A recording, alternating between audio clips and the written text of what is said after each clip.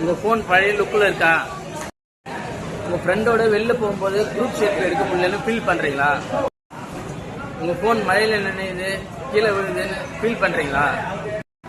நீங்கள் game ஆடும்போதோ reels பார்க்கும்போதோ battery சீக்கிரம் down ஆகுதுன்னு எதனா ஃபீல் பண்ணுறீங்களா? உங்கள் ஃபோன் யூஸ் பண்ணும்போது ஸ்லோவாகுது லேக் ஆகுதுன்னு ஃபீல் பண்ணுறீங்களா? இது எல்லாத்துக்கும் ஒரே சொல்யூஷன் F33 சீரியஸ்.